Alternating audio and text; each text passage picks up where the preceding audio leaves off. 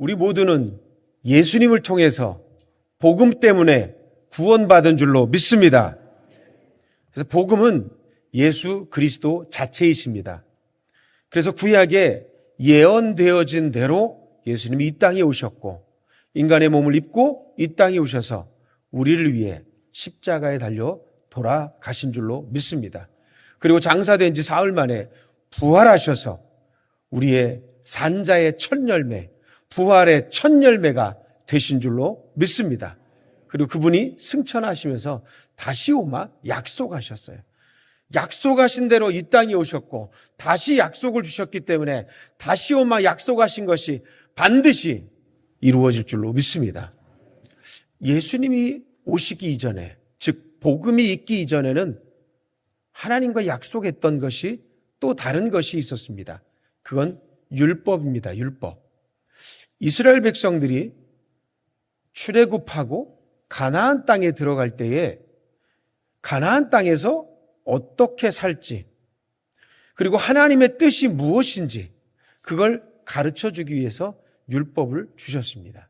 그리고 그 말씀대로 살면 하나님께서 복에 복을 더하실 것이고 그 말씀대로 살지 않으면 저주받은 하나님의 심판을 받게 될 것이다. 그래서 율법은 약속의 내용이죠.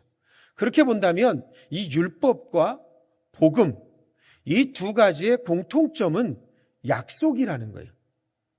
창조주 되신 그 하나님과 우리 인간이 약속을 했다는 거예요. 하나님과 약속을 할 수 있다는 이 자체만으로도 우리에게는 축복이고 은혜인 줄로 믿습니다. 왜냐하면 우리는 하나님과 약속할 수 있는 존재가 아니거든요. 하나님은 만드신 분이고 우리는 그냥 피조물일 뿐입니다. 하나님이 원하시는 대로 마음대로 해도 괜찮습니다. 그런데 하나님은 우리를 약속의 존재로 높여주신 거예요. 우리는 전혀 하나님과 약속할 수 있는 존재가 아닌데 하나님께서 먼저 우리에게 약속을 주시고 이 약속을 지키면 내가 너에게 복 주고 내가 너와 영원토록 함께하마 약속하셨어요. 그런데 그 약속을 지키지 않으면 심판을 받을 거라고 약속하신 거죠. 그래서 이 약속은요, 하나님 편에서 볼 때 반드시 이루실 거라는 거죠. 예수님이 이 땅에 오신 모든 사건들을 볼 때 약속하신 대로 이 땅에 오셨고 예수님의 삶과 생애를 통해서 약속하신 것을 이루기 위해서 말씀하시고 행하시며 그대로 살았다는 거예요. 그래서 약속은 깨라고 있는 것이 아니라 지키라고 있는 것이고 하나님이 약속하신 모든 것들은 다 이루어 주셨고 앞으로도 반드시 이루어질 줄로 믿습니다. 그렇게 본다면 오늘 또 다른 약속을 하나님께서 주시고 계십니다. 하나님께서 약속하신 것을 주기를 원하신다는 거예요. 저는 이 말씀을 통해서 저와 여러분이 그 하나님이 약속하신 그것을 모두 받을 수 있기를 주님의 이름으로 축원합니다. 그 약속을 위해서 4절에 보니까 이렇게 얘기를 하죠. 예루살렘을 떠나지 말아라. 예루살렘을 떠나지 말아라. 이 말씀 보면서 그러면 예루살렘을 떠나지 않으면 예루살렘에 모여있지 않으면 이들이 또 흩어지겠구나. 왜냐하면 예수님께서 십자가에 달리실 때에 제자들이 흩어졌거든요. 원래 자기가 살던 고향으로 흩어져 버렸습니다. 이제 부활하신 예수님을 만났지만 부활하신 예수님이 여기서 승천해서 자기들 곁에 없는 것을 또 확인한다면 이들은 또 흩어질 가능성이 있기 때문에 흩어지지 말라, 예루살렘을 떠나지 말라 이렇게 얘기를 했던 거예요. 고난이 오면 흩어질 수 있습니다. 시험이 오고 문제가 오면 흩어질 수 있기 때문에 흩어지지 말고 떠나지 말고 기도의 자리를 지키라고 얘기를 하고 있는 겁니다. 주님이 우리들에게도 동일하게 오늘 말씀하시는 줄로 압니다. 우리에게 시험이 있고 어려움이 있어도 이 자리를 절대로 포기하지 마시고 떠나지 않을 수 있기를 주님의 이름으로 부탁을 드립니다. 교회를 떠나는 분들을 보면요, 교회 안에서 문제가 생겨서 떠나는 경우가 있어요. 그리고 개인적인 어려움이 생겨서 교회를 떠나는 일이 있어요. 그런데 잘 생각해 보시면 그 문제가 그 시험이, 그 어려움이 나로 교회를 떠나게 했다면 그때 가장 좋아하는 것은 하나님이 아니라는 거예요. 사단이가 더 좋아하는 거예요.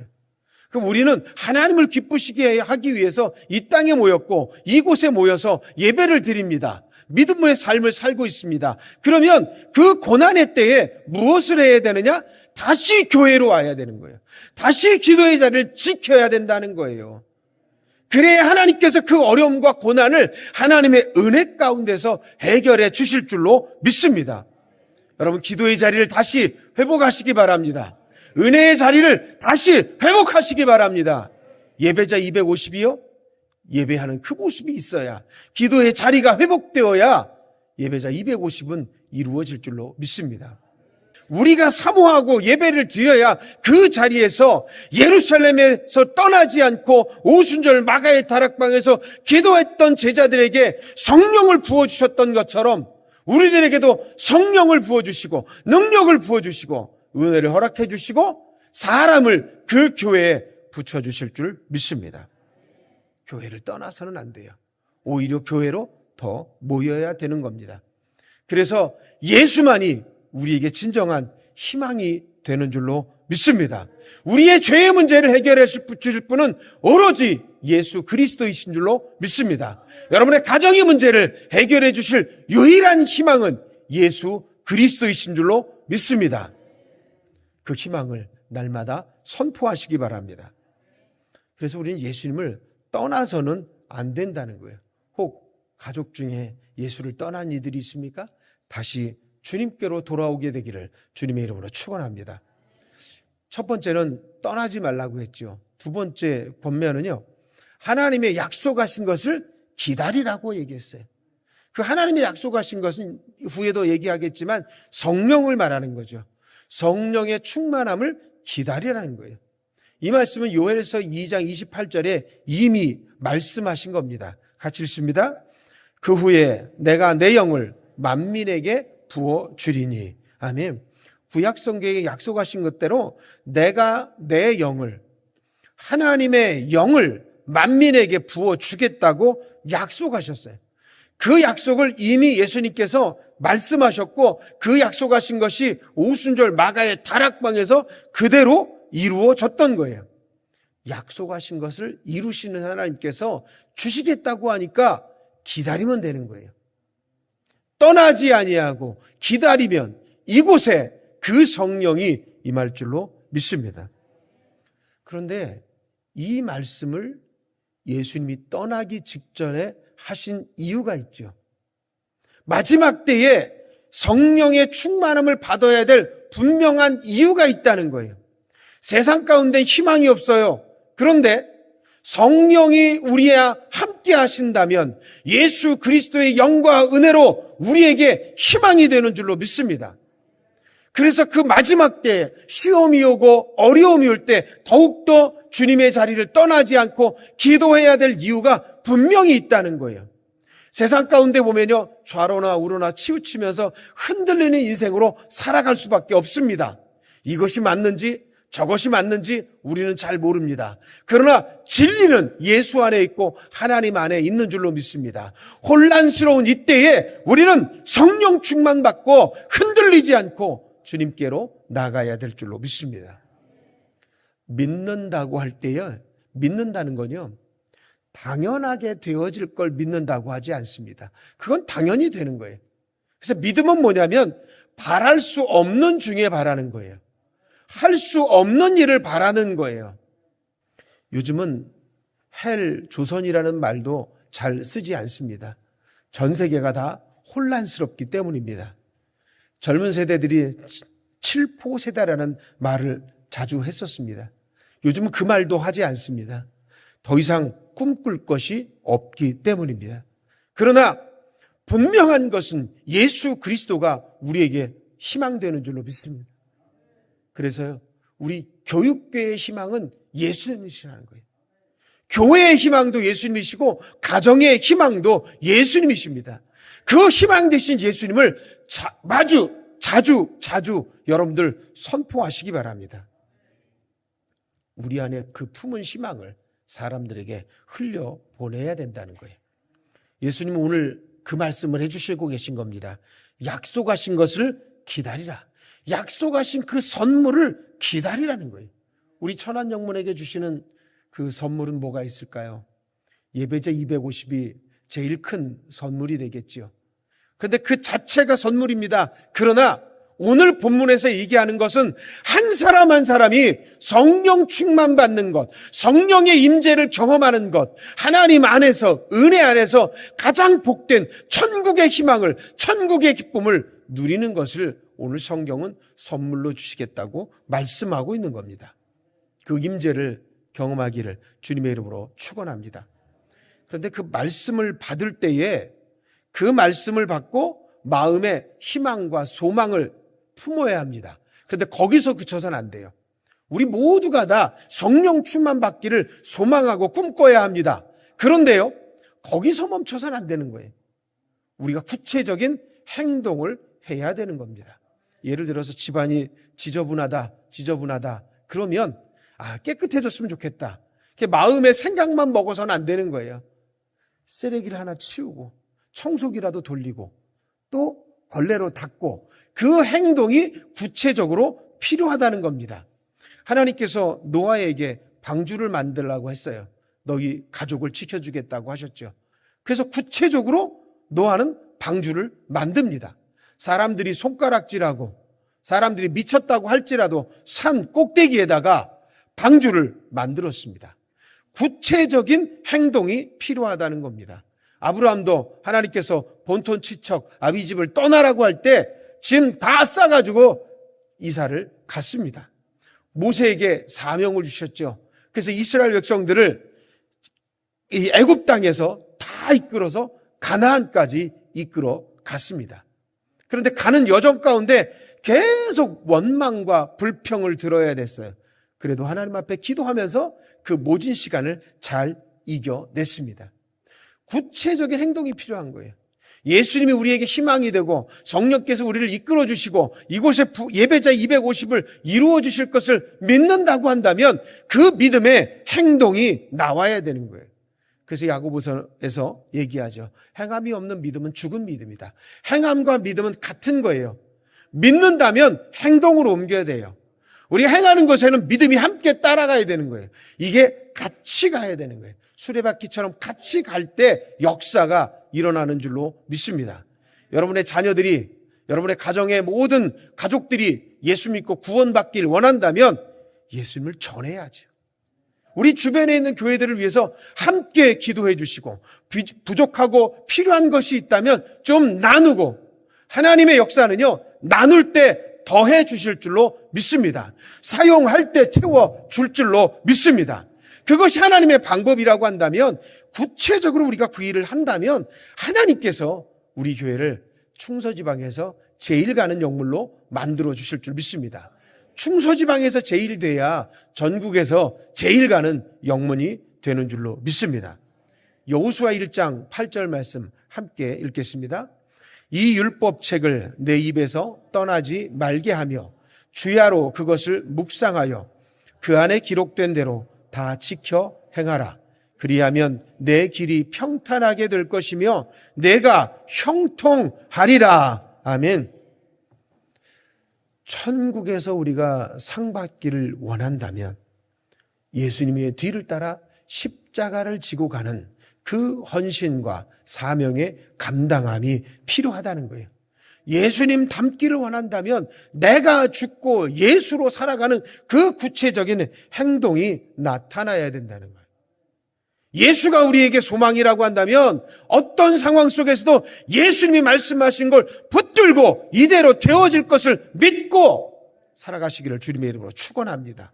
예수님께서 승천하시기 직전에 사도들에게 주신 말씀입니다.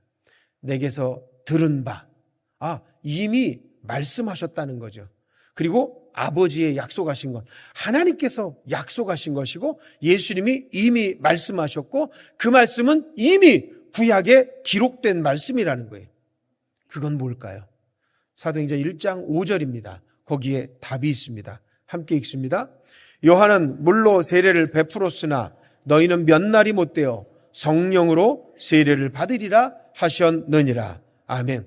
이미 들었다고 했죠.